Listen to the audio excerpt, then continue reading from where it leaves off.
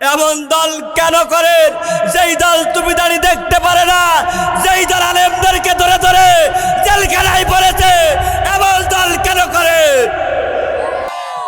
আমাদের প্রখ্যাত মুফাসসিরকে আমরা কোনো রাজনৈতিক ব্যক্তি হিসেবে চিনি না। আমাদের প্রখ্যাত মুফাসসির আপনাদের এই অঞ্চলের কৃতি সন্তান, পিরোজপুরের কৃতি সন্তান আল্লামা দেলোয়ার হোসেন সাঈদীর কি অপরাধ ছিল? কথা বলেন। কোরআনের এই কথাগুলো তাফসিরুল কোরআন বাই কোরআন, তাফসিরুল কোরআনের এই বাংলাদেশের জনক উদ্ভাবক আল্লামা সাঈদী কোরআন দিয়ে কিভাবে তাফসির করতে হয়, কোরআন আয়াত বাই আয়াত তাফসির আমাদেরকে শিখিয়েছে তিনি।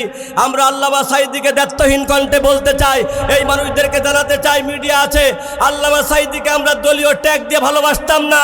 আল্লামা সাঈদী কোরআন থেকে কথা বলে, সেই কারণে আল্লামা সাঈদীর হাতে হাজার হাজার মানুষ কালেমা গ্রহণ করেছে। কথা বলেন ঠিক কিনা?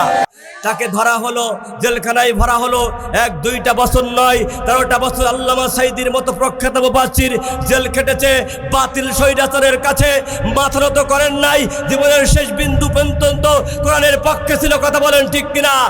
আমরা দেখেছি সেদিন হাসপাতালের, যখন তাকে হাসপাতালে নেওয়ার নাটক করা হয়েছিল, তিনি বের হয়ে এমন মুস্কি একটি হাসি দিয়েছিল, যেই হাসিতে সারা পৃথিবীর গোটা বাংলা ভাষাভাষীর হৃদয় শান্ত হয়ে গিয়েছিল।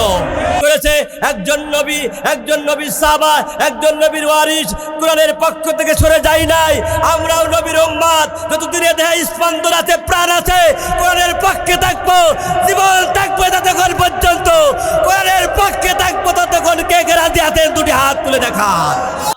কারাই আমায় গোসল দিবে, কে আনিবে কাফন, কারাই আমায় কেদে কেদে করে দিবে দাফন। ও ভাই কেউ কি জানি কারাই আমায় গোসল দিবে, কে আনিবে কাফন, কারাই আমায় কেদে কেদে করে দিবে দাফন, কারাই আমার পাশে বসে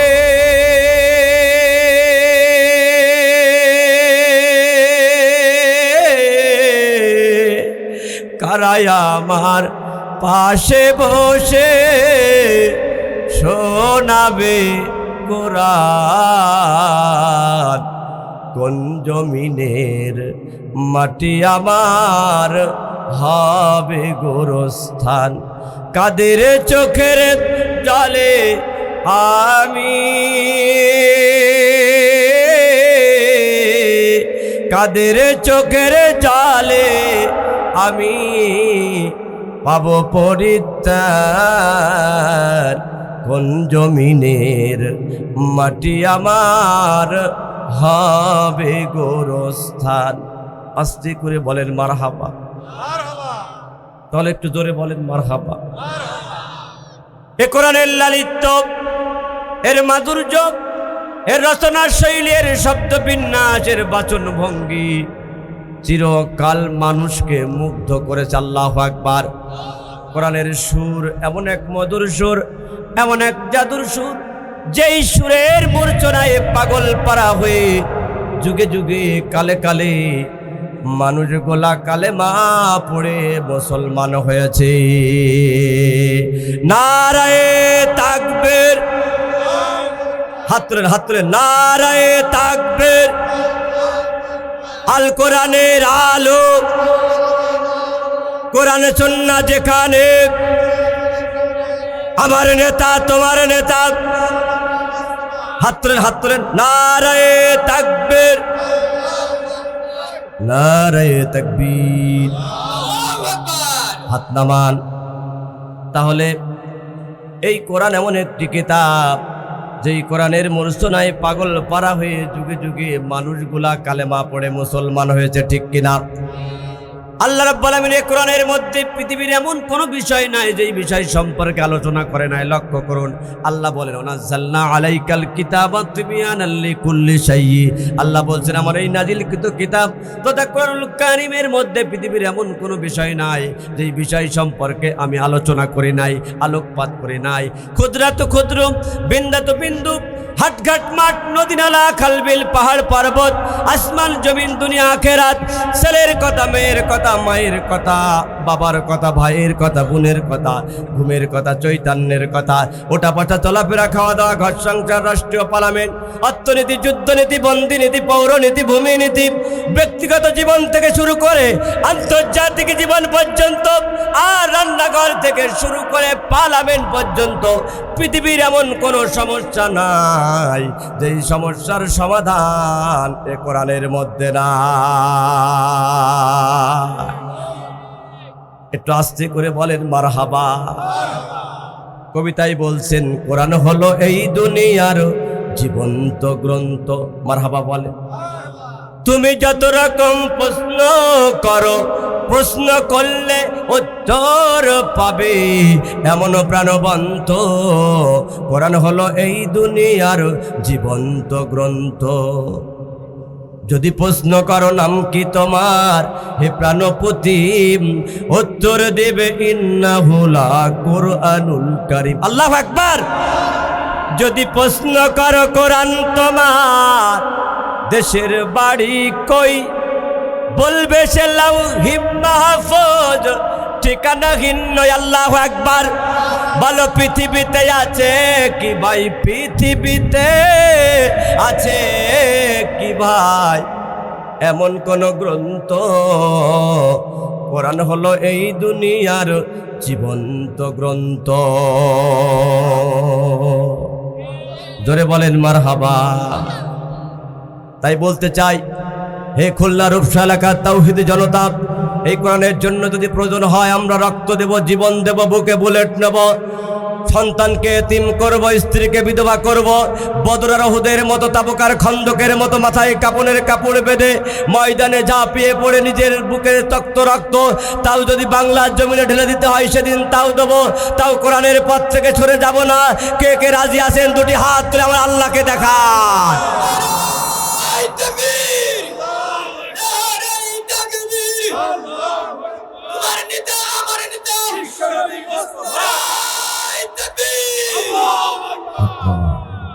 কারণ কোরআন ছাড়া বাঁচার কোনো উপায় আছে ভাই? কোরআন কখনো অতীত বা ভবিষ্যৎ হয়ে যায় না। কোরআন সবসময় বর্তমান। হয় আপনার জীবনের সাথে মিলে যাবে, না হয় মিলবে না।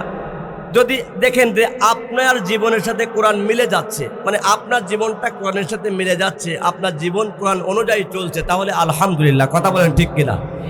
আর যদি এই কোরআন যদি আমার জীবনের বিপক্ষে চলে যায়, তাহলে আমার জীবনটাকে পরিবর্তন করে কোরআনের মতো করতে হবে। কথা বলেন ঠিক কিনা?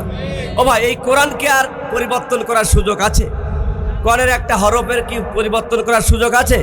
আমাদের জীবনে ভুল আছে, আমাদের জীবনে গোনা আছে, কোরআনের মধ্যে কোনো ভুল নাই। আমাদের ভুলে ভরা জীবনটাকে কোরআনের মতো করে চলায়ে ঈমান নিয়ে কবরে যেতে পারলেই আমরা সাকসেসফুল। কথা বলেন ঠিক কিনা? লক্ষ্য করেন, এই দুনিয়ার সবথেকে দামি ব্যক্তি সে, রাসূল বলছেন, যে ব্যক্তি কোরআন অনুযায়ী জীবন যাপন করে ঈমান নিয়ে কবরে গেল। সুবহানাল্লাহ বলেন। আর আখিরাতে সবথেকে দামি সেই ব্যক্তি, যে ব্যক্তি জাহান্নামের আগুন থেকে নিষ্কৃতি পেয়ে, জাহান্নামের আগুন থেকে রেহাই পেয়ে জান্নাতের মেহমান হয়ে গেল। সুবহানাল্লাহ। আল্লাহ যেন ঈমান নিয়ে কবরে যাওয়ার তৌফিক আমাদেরকে দান করেন। আল্লাহ যেন কিয়ামতের দিন জাহান্নামের আগুন থেকে বেঁচে জান্নাতের মেহমান আল্লাহ আমাদের বানায় দেন। আমিন বলেন। তাহলে সবথেকে সফল হলো ঈমান নিয়ে, দুনিয়ার সফলতা হলো ঈমান নিয়ে কবরে যাওয়া। কথা বলেন ঠিক কিনা? আমি সেই সাবজেক্টটি আলোচনা করব, ঈমানদারের ঈমানি পরীক্ষা। কি পরীক্ষা ভাই? আমরা ঈমানদার না বেঈমান? জোরে বলেন, ঈমানদার না বেঈমান? ভাই, আমরা যদি বলতে না পারি ঈমানদার, তাহলে কি হিন্দু, কাফের, বেঈমানেরা বলবে ঈমানদার? বুকে হাত দিয়ে বলেন, আল্লাহ আমরা ঈমানদার। আল্লাহ ঈমানের পথে আমাদেরকে কবুল করো। আমিন বলেন। আসুন সম্মানিত দ্বীনী ভাইরা, সেই ঈমানি আলোচনায় আমি করতে চাই। আমি তেলাওয়াত করেছি সূরা আনকাবুতের 1, 2 এবং 3 নম্বর আয়াত। তার মানে টোটাল 3টা আয়াতে কারিমা তেলাওয়াত করেছি। কয়টা? জোরে বলেন ভাই। আপনারা যদি ঘুমায় যান আমি তো বেহুশ হয়ে যাব। একটু জোরে বলেন কয়টা? আল্লাহ রাব্বুল আলামিন সূরা আনকাবুত এই তিনটা আয়াতে কারিমায় চমৎকার কিছু কথা বলছেন। আমরা যদি কথাগুলো শুনে আমল করতে পারি, আল্লাহ রাব্বুল আলামিন আমাদেরকে জান্নাতের মেহমান বানায় দেবে। আসুন সরাসরি চলে যাই, জবান খুলে পড়ুন বিসমিল্লাহির রহমানির রহিম। পড়ুন আলিফ লাম মিম। আলিফ লাম মিমের আলোচনা আমাদের মেরাজ ভাই করেছে, করেনি? সূরা বাকারার শুরুতেও আলিফ লাম মিম আছে, আবার এই সূরার শুরুতেও আলিফ লাম মিম। আলিফ লাম মিম এটা হলো হরফ বিশিষ্ট একটি আয়াত। আরবিতে বলা হয় হরুফুল মুকাত্তাআত, বিচ্ছিন্ন বিচ্ছিন্ন হরফ। এই হরফ বিশিষ্ট আয়াতে কারিমার অর্থ দুনিয়ার কেউ জানে না, জানে কে? জোরে বলেন ভাই। আল্লাহর নাম নিতে কষ্ট হয়? মেডিকেল সায়েন্স আজ বলছে কারোর যদি হার্টের রোগ থাকে, হার্ট অ্যাটাক হয়ে যায়, হার্ট ব্লক হয়ে যায়, পৃথিবীর সব ডাক্তার যদি তাকে ফেরত দেয়, ওই ব্যক্তি নিরুপায় হয়ে প্রতিদিন আল্লাহ আল্লাহ জপতে থাকে। আল্লাহ ইচ্ছা করলে এই নামের ওসিলায় তারা হার্টকে ভালো করে দিতে পারে। আল্লাহু আকবার। আল্লাহর নাম নিতে কেউ কার্পণ্য করা যাবে না। বলুন তো আল্লাহু আকবার, আল্লাহু আকবার, আল্লাহু আকবার। তাহলে যে আয়াতে কারিমার অর্থ আল্লাহ দুনিয়ার কাউকে জানাই দেন নাই, সে আয়াতে কারিমার অর্থ জানার দুঃসাহস আমাদের মতো দুর্বল বান্দার করা উচিত। আসুন দ্বিতীয় আয়াতে যায়। আল্লাহ বলছেন আহাসিবান নাস,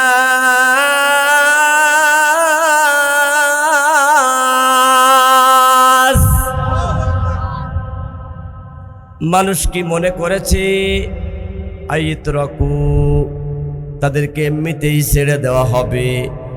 আইয়াকুলু, এ কথা বললে আমান্না, আল্লাহ আমরা ইমানদার। আল্লাহ বলছে ইমানদার বললে অহুম লা ইফতানু,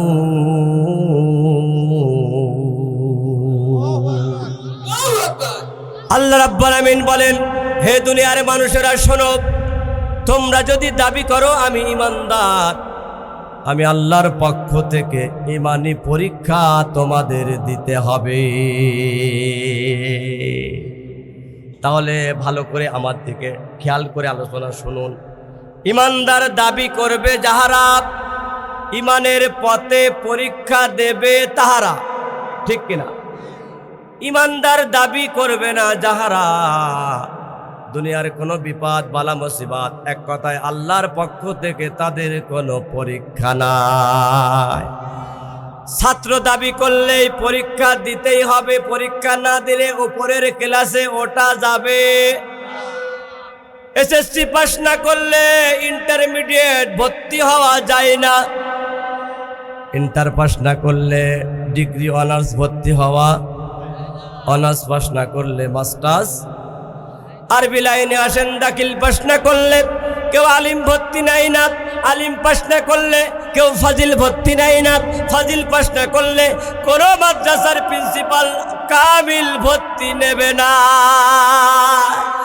আল্লাহ বোঝাতে চান বান্দা হে, বান্দি হে, তুমি যদি ইমানদার দাবি করো তাহলে তুমি আমার ছাত্র হয়ে গেলে, আর ইমানদার দাবি করলে আমি আল্লাহর পক্ষ থেকে ইমানি পরীক্ষা দিতে হবে। নারায়ে তাকবীর। এখন আমরা এই যে কিছুক্ষণ আগে বললাম কে কে ইমানদার, আর একটু আল্লাহকে হাতটা দেখায় দেন, কে কে ইমানদার হাত তুলে দেখা। আল্লাহ আমাদেরকে ইমানের খাতায় নামটা তুলে নাও, আমিন বলেন। আল্লাহ পরিপূর্ণ ইমানদার হওয়ার তৌফিক দাও, আমিন। হাত নামান। দেখেন হাত তুলতে বলেছি, প্রথমের দিকে কারোর হাত ওঠে আবার নামে, মানে হাত তুলতে একটু বিরক্ত বোধ, সংকোচ বোধ করছে, হাইরে হাত তুলবো, আমি তো কিভাবে হাত তুলবো ইমানদার হিসেবে? কারণ প্রত্যেকটা মানুষের ভিতরে একটা বিবেক আছে, আছে না নাই? বিবেক কথাই বলে বিবেক বড় আদালত। আপনি যে হাত তুলতেছেন ইমানদার বলে, আর বিবেক বলতেছে, মাওলানা আব্দুল্লাহ সিদ্দিকী বলতেছে কে কে ইমানদার হাত তুলে দেখাও, আল্লাহকে মানুষের দেখানোর জন্য হয়তো হাতটা তুলতেছ। ও আব্দুর রহমান, ও আব্দুর রহিম, আব্দুল করিম, একটাবার একটু চিন্তা করে দেখো, ঈশার নামাজটাও তোমার জামাতে হয় না। ভাই, ইমানদার কখনো নামাজ কাজা করতে পারে? ভালো করে খেয়াল করেন। এই যে একটা চায়ের কাপ দেখতে পাচ্ছেন, সবাই দেখতে পাচ্ছেন? আচ্ছা, এই তলাটা যদি মানে নিচ থেকে যদি আমি ভেঙে ফেলি, ছিদ্র করি, চা কি থাকবে? তলাবিহীন পাত্র কাউকে যদি বিক্রি করতে যান, নেবে? এমনিতেও যদি কাউকে দেন যে এই পাত্রের তলা নেই, ভাঙা, নেবে কেউ? বলবে ও কাজ নেই, কোনো ফেলাই দাও, ঠিক কিনা? আল্লাহ নবী সাহাবীদেরকে এভাবে বোঝাচ্ছেন, তলাবিহীন পাত্রের যেমন কোনো দাম নাই, ইমানবিহীন আমলেরও কোনো দাম নাই। কোটি কোটি আমল তোমার, নামাজ পড়েছো, হজ করেছো, যাকাত দিয়েছো, তাহাজ্জুদের নামাজ কাজা যায় না, পাহাড় পরিমাণ আমল তোমার, কিন্তু ঈমান নাই, আমলের কোনো দাম নাই। ঈমান আছে, আমলের দাম আছে। ঈমান নাই, পাহাড় পরিমাণ আমল হলো আল্লাহ তাআলার কাছে 4 পয়সার কোনো দাম। ভালো করে খেয়াল করেন। এক ঈমান মনে করেন, এক ঈমান মনে করেন কি? একের ডানির পাশে যদি একটা শূন্য দেন কত হবে? জোরে বলেন। তারপরে আর একটা শূন্য, তারপরে আর একটা শূন্য। এখন এক নাই, যত শূন্য দেন দাম আছে। ঈমানটাই হলো ফাউন্ডেশন। ঈমান হলো এক, একের পরে ঈমান আনার পরে, ঈমান মজবুত করার পরে আমল যদি অল্প হয়, আখলিস দীনাকা ইয়াকফিকাল আমালুল কলিল। আল্লাহ নবী বলেন, ঈমান যদি মজবুত হয়, আমলটা যদি অল্প হয়, ঈমান মজবুত হওয়ার কারণে আল্লাহ তাআলা জান্নাত তোমাকে দান করে দেবে। যা কিছু মোর সব কেড়ে নাও, ঈমান যেন নিও না। ঈমান ছাড়া ও গো প্রভু মারো নামাই দিও না। যা কিছু মোর সব কেড়ে নাও, ঈমান কেড়ে নিও না। মুসলিম জাতি জীবনের সব কিছু হারাতে পারে, সম্পদ হারাতে পারে, সন্তান হারাতে পারে, নিজের ফোঁটা ফোঁটা বিন্দু বিন্দু রক্ত দিতে পারে, কিন্তু একজন মুসলমান, একজন ইমানদার তার ঈমানকে বিক্রি করতে পারে না। কথা বলেন ঠিক কিনা? ইমানদার যতদিন বাঁচবে ঈমান নিয়েই বাঁচবে। ইমানদার যতদিন বাঁচবে কোরআনের পক্ষে থেকেই বাঁচবে। তাতে যদি ইমানদারের জীবন চলে যায়, জীবন চলে যাবে, তারপর ঈমানের পথ থেকে সরে দাঁড়াবে না। দুনিয়ার কোনো স্বৈরাচার বাতিলের কাছে কোনো ইমানদার মাথা নত করতে পারে না, পারে না, পারে না।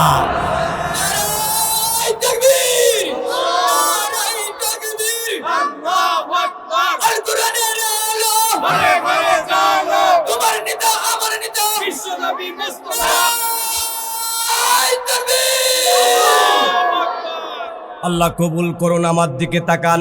তাফসীর বুঝতে হলে কমসে কম 5টা জিনিস থাকতে হয়। কয়টা? জোরে বলেন। 1 নম্বর তেলাওয়াত, 2 নম্বর বঙ্গানুবাদ, 3 নম্বর নাজিলের প্রেক্ষাপট, 4 নম্বর ব্যাখ্যা, 5 নম্বর বাস্তবতার আলোকে শিক্ষা। কথা বলেন ঠিক কিনা? তেলাওয়াত করেছি, অর্থও বলেছি, এবার জানতে হবে নাজিলের প্রেক্ষাপট। কেন নাজিল হলো, কোন কারণে নাজিল হলো, রাসূলের কোন সময় এই আয়াতে কারিমাগুলো নাজিল হলো।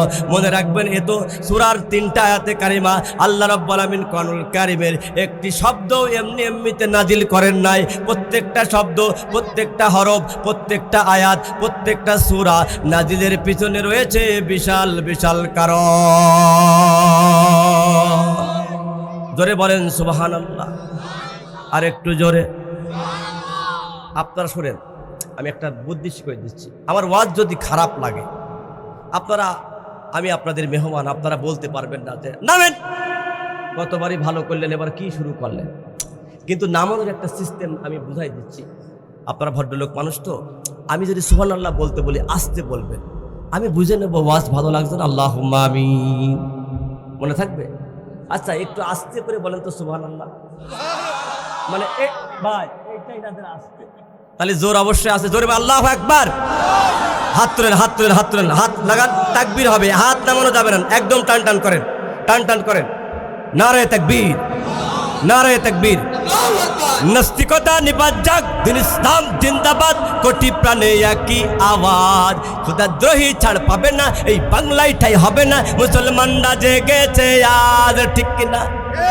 জোর কদমে সামনে চলো, বজ্রকণ্ঠে আওয়াজ তোলো, সবাই মিলে একই তালে দাও না স্লোগান, নারায়ে তাকবীর, আল কোরআনের আলো, আমার নেতা তোমার নেতা, দিল ইসলাম, দিল ইসলাম। ইসলামেরই জন্য আমাদের হয়েছে জন্ম, ইসলামের বিরুদ্ধে গেলে দেশ হবে ভিন্ন, ঠিক কিনা? ইসলামেরই জন্য আমাদের হয়েছে জন্ম, ইসলামের বিরুদ্ধে গেলে দেশ হবে ভিন্ন। ইসলামের বিরুদ্ধে যারা নিয়েছে অবস্থান, এই বাংলাটাই হবে না, যাও হিন্দুস্তান। জোর কদমে সামনে চলো, বজ্রকণ্ঠে আওয়াজ তোলো, সবাই মিলে একই তালে দাও না স্লোগান, নারায়ে তাকবীর, আল কোরআনের আলো, আলেম উলামা যেখানে, কোরআন হাদিস যেখানে, সুদ ঘুষ যেখানে, আমরা নাই সেখানে, নারায়ে তাকবীর। এটা হলো শয়তান ত্রাণর বাংলা দোয়া। কি দোয়া? কিছু বাংলা শয়তান, বাঙালি শয়তান থাকে, তাদের বাংলায় তাড়াতে হয়, ঠিক কিনা? তাকবীরের ধ্বনি, হযরতে আলী রাদিয়াল্লাহু তাআলা আনহু একবার তাকবীর দিতেন, 10টা কাফের সিটকে পড়ে যেত। আল্লাহু আকবার। সম্মানিত উপস্থিতি, নারায়ে তাকবীর, আল্লাহু আকবার। এটা কোনো রাজনৈতিক দলের স্লোগান নয়, আমরা কোনো রাজনৈতিক দলের এজেন্ট বাস্তবায়ন করার জন্য আমি কখনো কোথাও কথা বলি না, কথা বলি কোরআনের জন্য। তাতে যদি কারোর গা জ্বলে আমাদের কিছু করার নাই, কথা বলেন ঠিক কিনা? একটি কথা দীপ্ত কণ্ঠে আওয়াজ তুলে জানাই দিতে চাই, হে খুলনা রূপসার তাওহীদি জনতা, যেদিন আমরা এই পৃথিবীতে এসেছিলাম, ডান কানে একটি শব্দ দিয়ে আজান দেওয়া হয়েছিল, সে শব্দটাই ছিল আল্লাহু আকবার, কথা বলেন ঠিক কিনা? বাম কানে আর একটি শব্দ দিয়ে ইকামত দেওয়া হয়েছিল, সে শব্দটাই হলো আল্লাহু আকবার। প্রতিদিন মুয়াজ্জিন 5 বার নামাজের দিকে আহ্বান করে যে শব্দ দিয়ে, সেটাই হলো আল্লাহু আকবার, আল্লাহু আকবার, কথা বলেন ঠিক কিনা? মুসলমানের সর্বোৎকৃষ্ট সর্বোত্তম ইবাদত নামাজ। নামাজে দাঁড়িয়ে বলি আল্লাহু আকবার, রুকুতে যেতে বলি আল্লাহু আকবার, সিজদায় যেতে বলি আল্লাহু আকবার। আবার যেদিন আমাদের মরণ হয়ে যাবে, একটি শব্দ দিয়ে জানাজার নামাজ আদায় করানো হবে, সে শব্দটাই হলো আল্লাহু আকবার, কথা বলেন ঠিক কিনা? এজন্য এই কোরআনের মাহফিল থেকে দীপ্ত কণ্ঠে আওয়াজ তুলে জানাই দিতে চাই যে আল্লাহু আকবারের ধ্বনির সাথে আমাদের জন্ম থেকে মৃত্যু পর্যন্ত সম্পর্ক আছে। পৃথিবীর এমন কোনো পরাশক্তি নাই, পৃথিবীর এমন কোনো বাতিল নাই, পৃথিবীর এমন কোনো তাগুত নাই, পৃথিবীর এমন কোনো স্বৈরাচার শাসক নাই। একজন মুমিন মুসলমানের কণ্ঠ ভেদ করে আল্লাহু আকবারের ধ্বনিকে স্তব্ধ করে দিতে পারে।